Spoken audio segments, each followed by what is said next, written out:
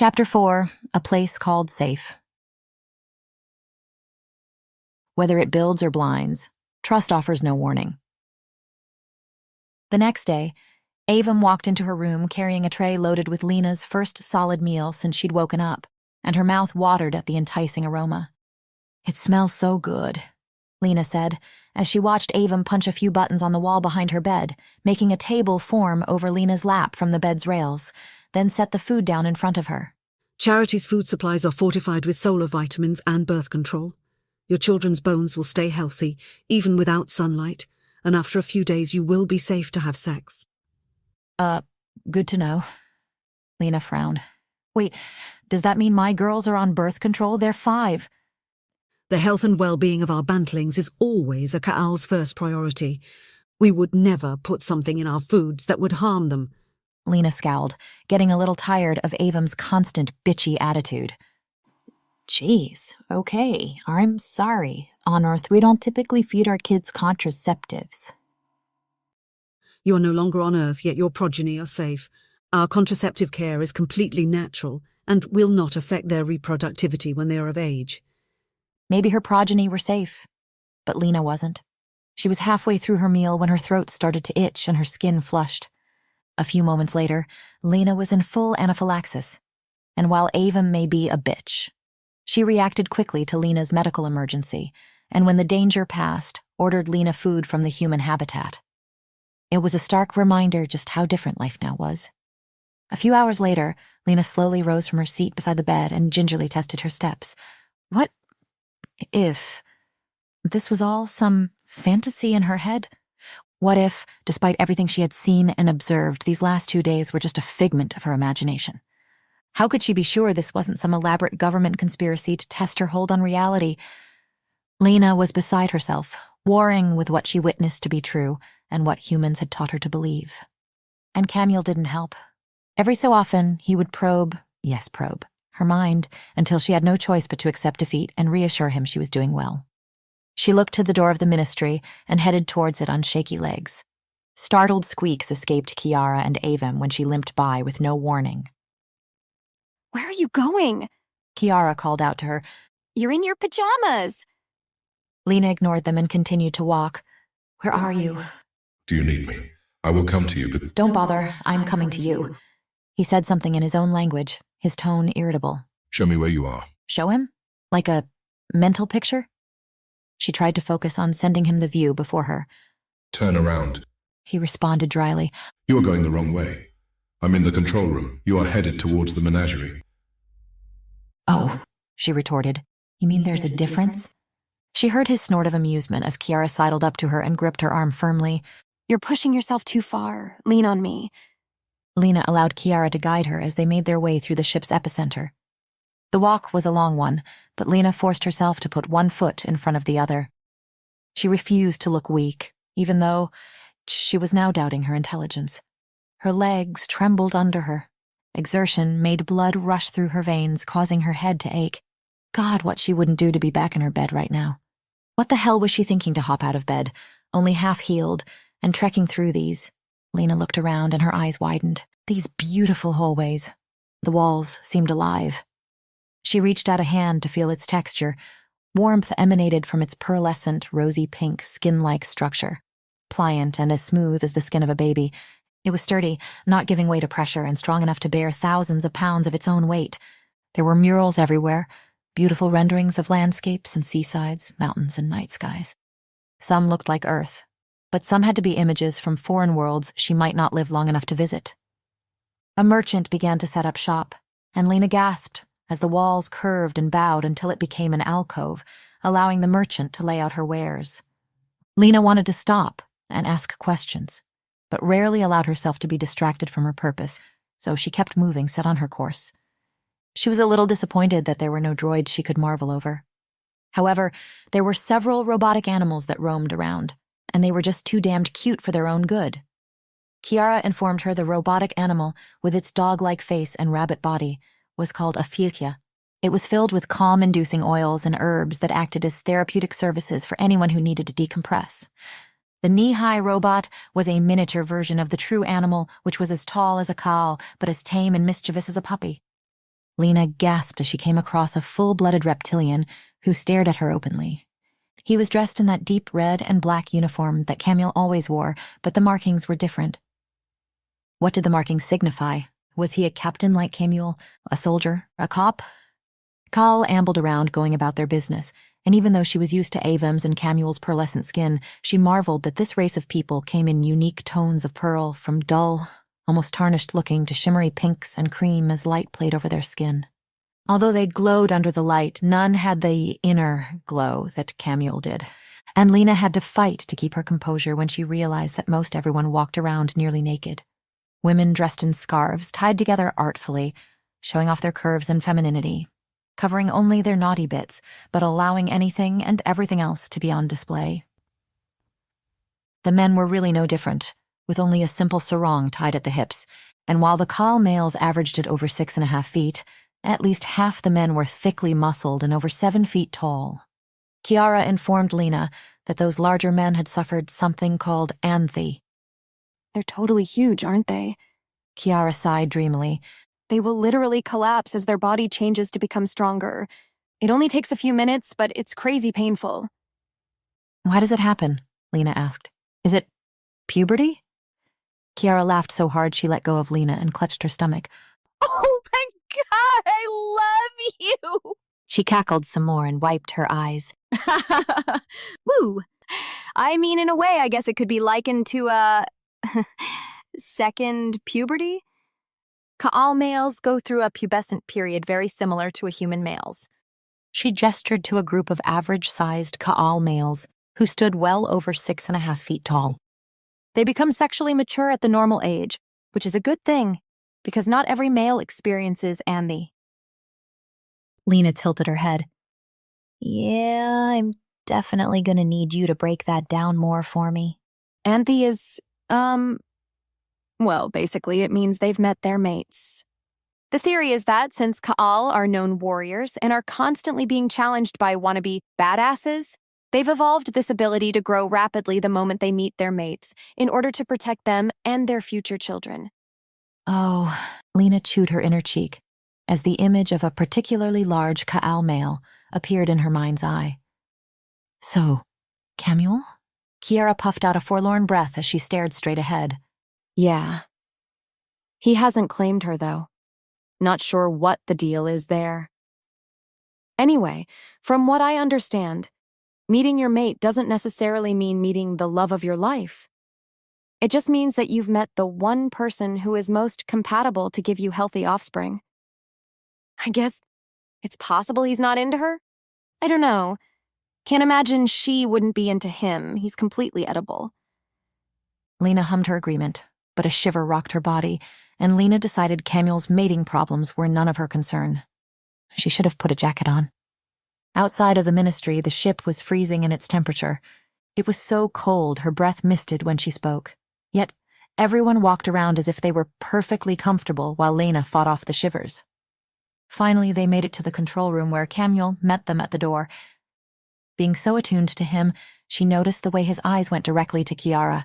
His nostrils flared as he stiffened when he made eye contact with the Beta Dracona. Then his expression shuddered and he turned his attention to Lena, cocking a brow at her attire. Not a word, she threatened, knowing she looked ridiculous in her fleece pajama bottoms and Cookie Monster t-shirt. He raised his hand in a supplicating gesture, then motioned for the two women to enter the large room. She barely took a full step inside when her mouth fell slack. Oh my God. The entire room was one large pane of glass. The sight of the moon looked close enough to touch, and just beyond that lay Earth. Henry, magnify optics. Khamuel said. Bring Earth into clear focus. And there she was, big and deceptively beautiful, Earth. Lena's heart squeezed in her chest and her eyes stung. One of her small hands covered her mouth. This is real. I'm really... She met Khamuel's eyes helplessly, her voice a mix of accusation and wonder. I'm really in space. You're taking me away from my home. His cool expression didn't waver, and when he made no comforting response, Lena turned back to the sight before her. Would you like to hear her? He asked quietly. What? Lena asked, unable to turn from the sight in front of her. Your home. Every astral body has its own frequency that it emits. Would you like to hear her? Would you like to hear Earth's song? Yes, she whispered, and the room shuddered with Earth's melody, raw and mournful, unsettling her soul, as if the planet had always known she would go. Throbbing, high-pitched tones twined with deeper ones, weaving around her, a haunting hymn of lamentation, heavy with grief and mourning her loss. Transfixed, Lena approached the glass and pressed both hands to the cold, smooth surface, listening intently to Earth's voice. The soft, vibrational farewell filled her ears and calmed her heart.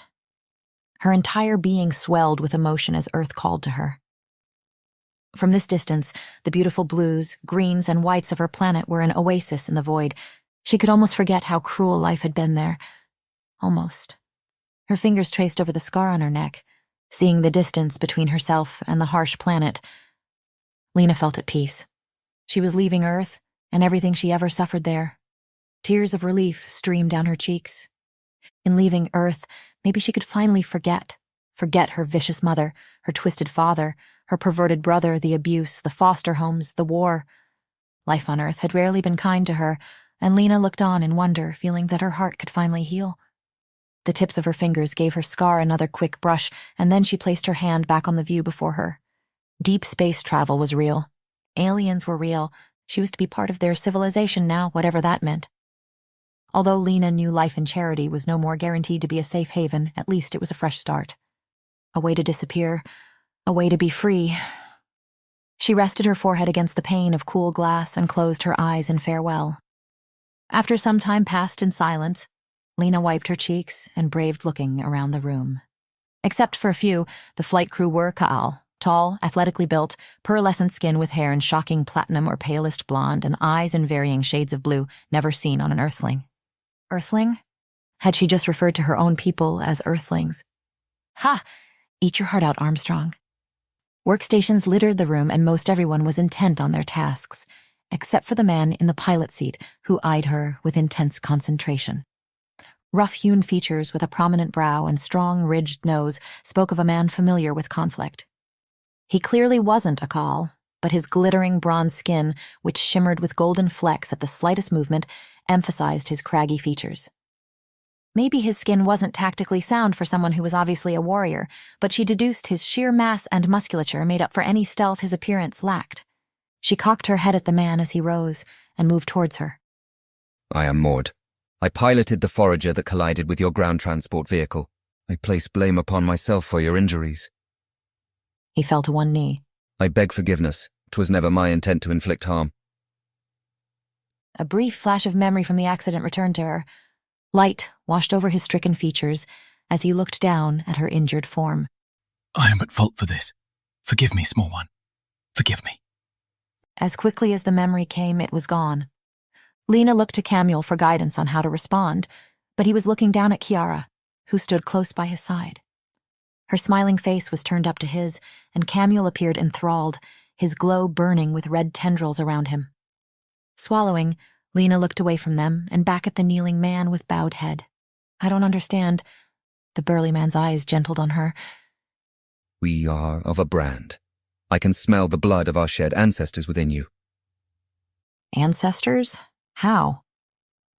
Aliens, as you call us, have been traveling to and from this planet for hundreds of thousands of years. Almost all of us aboard this ark have distant kin upon your planet. Lena accepted his words easily. After everything she experienced to this point, accepting that humans were, in part, alien themselves seemed like a small thing. She looked at Maud with a smile. There's nothing to forgive. Accidents happen. My daughters are alive and well. That's all that matters.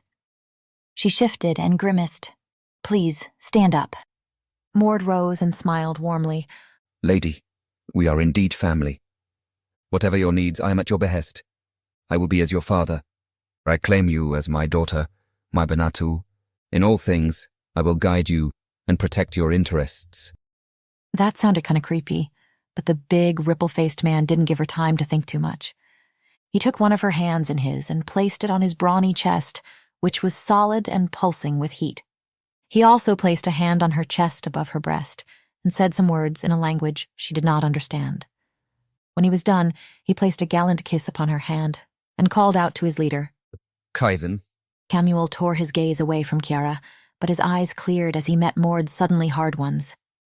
An unspoken conversation transpired between the two men, and after a moment, Mord looked satisfied, gave Lena a comforting pat on her shoulder, and went back to his work. Murmurs filled the room as everyone spoke at the same time, giving Lena the side eye. Lena turned back to Earth, giving it one final long look. She felt as if she were floating, and not just because she was in space. There was so much to take in all at once, and she didn't know how to process any of it. She turned to Khamuel, but he stared at Kiara. Expression intent, glow still flushed. Maybe she called out to him? Maybe he sensed her emotional upheaval, but he dragged his blank gaze away from Kiara and focused on Lena. He blinked once, twice, then gave his head the barest of shakes before he made his way over to her. To Lena's surprise, he didn't speak a word, only wrapped his arms around her and pulled her close. After having this man in her head for so long, it didn't occur to her to be uncomfortable with his show of affection, and she let herself melt into the embrace, needing the comfort he offered. Until the sound of rhythmic banging made her look up. The entire crew looked toward her and Khamuel, banging their hands against the flat surfaces closest to them. Lena didn't understand their sudden urge to break into music, but it was enough to shatter her moment of need. She straightened her back, trying to move away from him, but his arms tightened around her, making her think he wouldn't let her go. Then his arms fell away, and he took a measured step back. Khamuel held his hand up. The banging stopped, and the room was quiet once again. Lena peeked up at him. She wasn't sure, but she thought he looked flustered. When you go back to Earth to collect the rest of your cargo, may I go? Nay. I don't want to stay there. Believe me. I haven't left anything behind that I can't live without. A bit of guilt aided her for that statement. She had a career. Knowing, by this point, they already viewed her as a deserter stung. There was also her cousin Lindsay. Would she even care that Lena had gone missing? Why would she? They'd only just found each other. I accept my place here. In fact, I want to stay. I just have some things I need to settle. I'm in the army, and I don't want my unit thinking that I went AWOL. We defer this discussion for later. Khamuel was obviously a man of power aboard the ship. Everyone took their cues from him, and Lena wasn't stupid enough to test her limits without knowing the potential consequences. It wasn't smart to challenge a leader without knowing what they were capable of, or without the backing of an army. She had to learn their ways first, so she could better judge her next steps. She let the subject drop and turned back to the large windscreen. Her eyes settled on the orb she had called home. She's so beautiful. You would never know how ugly and harsh she can really be. Why are we behind the moon? Is it for concealment? Nay, the moon's concealment is unnecessary. Being out here makes you feel pretty insignificant and omnipotent all at the same time, doesn't it? We have satellites, you know. The moon isn't so far away that my people can't detect your ship. He grunted, non-committal. It was feasible, Lena decided, that either alien spaceships in Earth's airspace were less of a secret than the governments would currently acknowledge, or the ship had its own means of concealment. There was so much she wanted to say, but Lena swayed as a wave of exhaustion weakened her knees. Come, let us get you back to Ministry. Khamuel took her arm and led her from the room. You look faint. Lena was more than just faint. She barely made it out of the control room before she stopped and leaned against a wall for support. She closed her eyes, not for the first time calling herself an idiot for leaving her bed. Kiara was right. She pushed herself too far. Kiara and Khamuel reached for her at the same time, but Khamuel gave Kiara a quelling look, and the woman backed away. Swooping Lena up into his arms, he carried her the rest of the way back to the Ministry. As Kiara tried making polite conversation during the rest of the walk, Khamuel ignored her, and Lena could feel his impatience with the other woman. Only an idiot would be blind enough not to pick up on the tension between Khamuel and Kiara. Kiara couldn't take her eyes off of Khamuel, and Khamuel seemed intent on avoiding the other woman's gaze. Idly, Lena wondered if there was something going on between the two of them. Nay. came the swift psychic response to her unasked question. There is no thing with her. A sleepy giggle escaped Lena. One day, I won't forget that you can read my mind. His grunt was vocal, but his words seeped into her consciousness. You needn't concern yourself with Kiara. She is naught to me. Lena didn't believe that. The way the two danced around each other's glances, there was obviously something going on between them, but she decided not to argue the point. It really wasn't any of her business. She barely knew these people. What happened between Khamuel and Kiara was, well, that was between the two of them. You do not trust in my word. You've been kind to me and my daughters. You don't even know what a gift you've given me by bringing me here and giving me the opportunity of a new life. So, of course, I trust you. But I think you're in denial. I'm not. It's none of my business, Khamuel. His frustration washed through her, and for a moment she wanted to apologize for her abruptness, except she neither said nor did anything wrong. Unused to being silenced, Khamuel persisted. Kiara is all. Is someone you have unfinished business with? Lena couldn't help but needle him. Sleep. He commanded. Suddenly he was fully inside of her mind, exerting his will. The shock of him taking up residence inside of her was tempered as something warm fogged her mind, swirled through her middle, then spread into her limbs until her head fell heavily onto his shoulder. Silly rabbit. Tricks is for kids, were her last defiant words before she succumbed to what he was doing to her and closed her eyes.